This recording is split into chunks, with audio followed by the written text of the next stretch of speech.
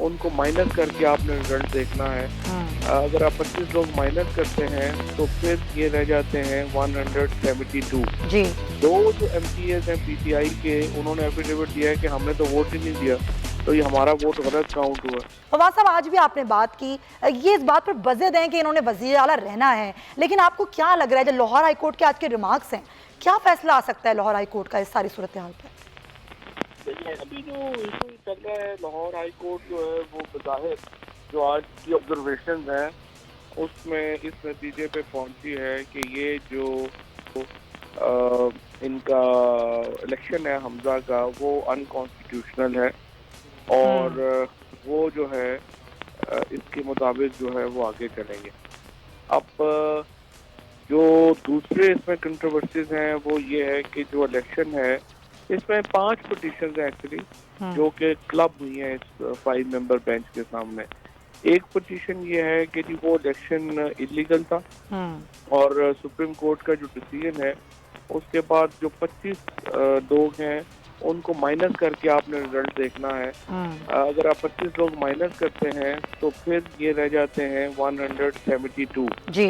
दो जो एमपीएस हैं पीटीआई के, उन्होंने एफिडेविट दिया है कि हमने तो वोट ही नहीं दिया, तो ये हमारा वोट गलत काउंट हुआ, तो बाकी रह जाते हैं 170। तो आपको जो चीफ मिनिस्टर बनने के लिए 186 वोट दरकार है।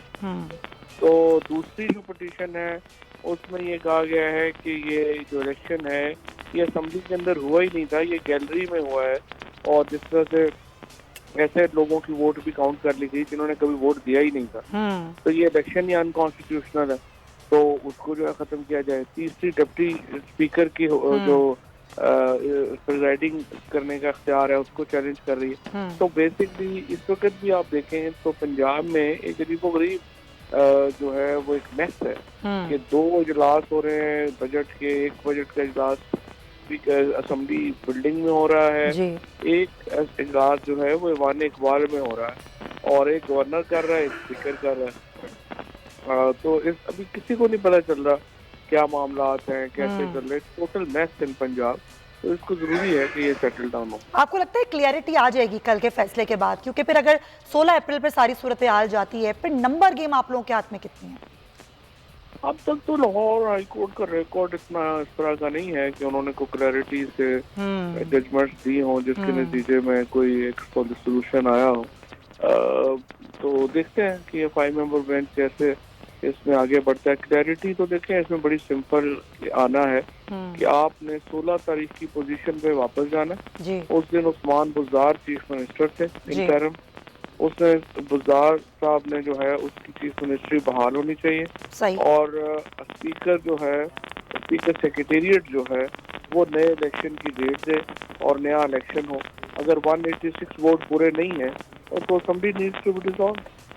और फिर एक चीज़ और है ना कि आगे जो 17 जुलाई को इलेक्शंस होने हैं उसमें भी आप लोगों का यही कहना है कि सब कुछ मैनेज कर दिया गया है कि आप लोगों की सीटें ही कम कर दी जाएं, तो उसको आप किस तरह देख रहे हैं जो इलेक्शंस होने जा रहे हैं 17 को?